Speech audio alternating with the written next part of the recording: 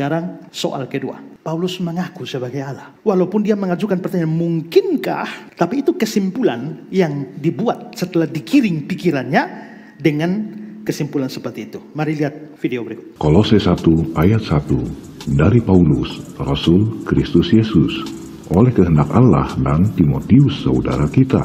Dalam ayat ini, Paulus dengan lantang mengakui bahwa dirinya Rasul Yesus. Bukan itu saja, Paulus bahkan berani mengklaim dirinya adalah Bapa dalam Kristus Yesus.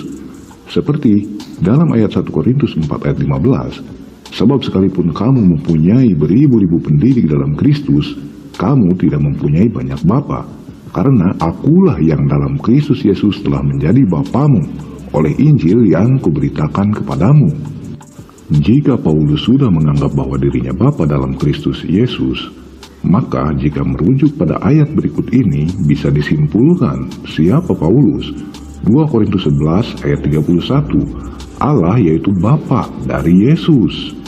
Mungkinkah Paulus secara tidak langsung mengaku dirinya Allah? Nah, sampai di sini saya geleng-geleng kepala. Saya ketemu banyak orang bodoh, tapi yang ini keterlaluan. Ya, dua ayat yang dipersoalkan, 1 Korintus 4 ayat 15 dan 2 Korintus 11 31, sebenarnya tidak ada hubungan sama sekali. Itu membicarakan dua hal yang berbeda. 1 Korintus 4 ayat 15 membicarakan Paulus sebagai bapak rohani bagi banyak orang. Sedangkan 2 Korintus 11 ayat 31 itu menunjukkan bahwa Allah Bapa itu adalah Bapa dari Yesus Kristus. Terus hubungannya apa? Pierre Thomas. Ya, coba lihat 1 Korintus 4 ayat 15. Sebab sekalipun kamu mempunyai beribu-ribu pendidik dalam Kristus, orang-orang Korintus, kalau soal agama itu gurumu banyak. Sebentar, minggu ini ada guru ini, minggu berikut pengkhotbah ini dia ngajar kau begitu, minggu berikut. Begitu juga jemaat revival. Di dalam iman kamu punya beribu-ribu atau banyak, beribu-ribu ini hiperbola. Tapi maksudnya kamu punya banyak pengajar. Karena minggu ini saya khotbah, ngajar saudara. Minggu berikut itu pendeta Sonya yang ngajar. Minggu berikut pendeta Agustina. Minggu berikut ada tamu. Minggu berikut lagi. Kita sudah belasan tahun, itu berarti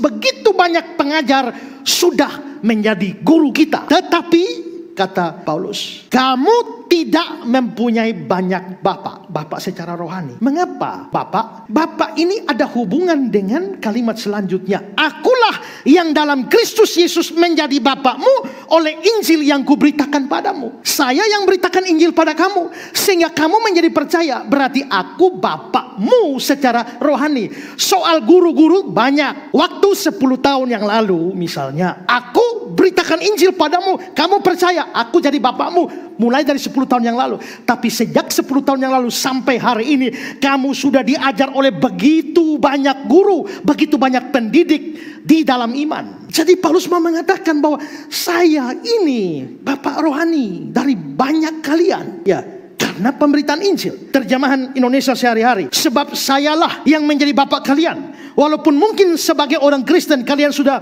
punya 10.000 guru di dalam hidup sebagai orang-orang yang bersatu dengan Kristus, saya yang menjadi bapak kepadamu karena saya yang membawa kabar baik tentang Kristus kepadamu. Jadi Paulus sedang bicara dirinya sebagai bapak rohani.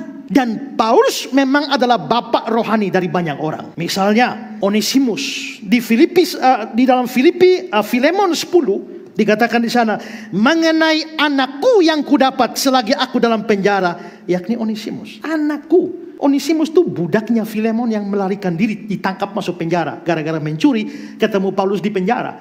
Lalu dia melayani Paulus di penjara. Akhirnya Paulus beritakan Injil pada dia. Dia menjadi anak yang dikasihi oleh Paulus dalam penjara. Timotius, 1 Timotius 1 ayat 1 dan 2. Dari Paulus kepada Timotius, anakku yang sah di dalam iman. Titus 1 ayat 4. Kepada Titus, anakku yang sah menurut iman kita bersama. Jadi Paulus punya banyak anak rohani. Rasul Yohanes juga demikian. Makanya dalam surat 1 Yohanes 2 ayat 1, dia katakan, anak-anakku, hal ini kutuliskan kepada kamu. Dan seterusnya, anak-anakku. Nah, sedangkan ayat yang satunya tadi, itu bicara soal dalam lingkup kealahan, di mana dalam relasi dengan pribadi-pribadi Tritunggal, Yesus itu anaknya, sedangkan yang sana itu adalah Bapa. Maka Yesus itu adalah anak tunggal Allah. Berarti Allah itu adalah Bapa dari Yesus. Itu bukan berarti Yesus bukan Allah, tapi itu ada beda pribadi antara Bapa dan anak. Jadi ketika Paulus bicara dia adalah bapak rohani dari banyak orang, lalu Paulus mengatakan bahwa Allah itu bapak dari Yesus. Hubungannya di mana? Bagaimana bisa meloncat sampai pada kesimpulan, mungkinkah Paulus sedang mengakui atau menganggap diri Allah? Paulus berkata bahwa dia adalah bapak bagi banyak orang di dalam Kristus. Lalu Paulus juga berkata bahwa Allah adalah bapak dari Yesus. Kelihatannya orang tolol ini tidak bisa bedakan bapak di dalam Yesus dengan bapak dari Yesus. Tapi yang model begini dipuja-puja luar biasa. Syukur kepada Tuhan. Jelang tahun kedua, Yayasan Karya Bakti Esra Solo terus berkiprah dan semuanya tidak terlepas dari segala bentuk dukungan dari saudara-saudari simpatisan di seluruh pelosok negeri, bahkan di luar negeri.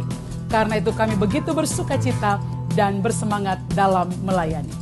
Dukungan saudara berupa dana telah memberkati begitu banyak pekerjaan Tuhan yang dipercayakan melalui yayasan kami.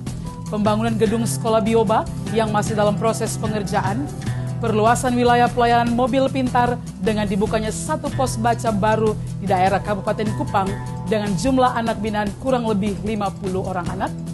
Program rutin mingguan Esra Soro menjawab. Program ini sudah menjawab sekitar 1.200-an pertanyaan selama 120-an episode berjalan.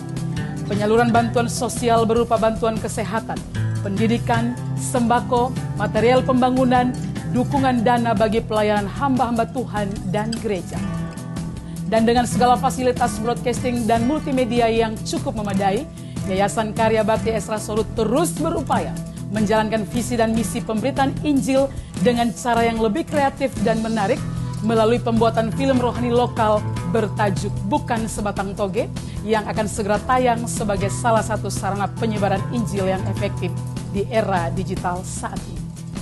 Jika saudara diberkati dengan pelayanan kami dan rindu untuk terus mendukung pekerjaan Tuhan, jadilah berkat dengan menyalurkan persembahan saudara melalui nomor rekening yang tersedia. Setiap persembahan saudara akan digunakan sesuai kebutuhan pelayanan dan operasional yayasan. Tiada kata terbaik yang dapat kami sampaikan selain limpah terima kasih. Mari terus berkarya dan berbuah bagi Tuhan dalam setiap pekerjaan yang baik bersama Yayasan Karya Bakti Esra Solo. Allah Tritunggal memberkati. Shalom.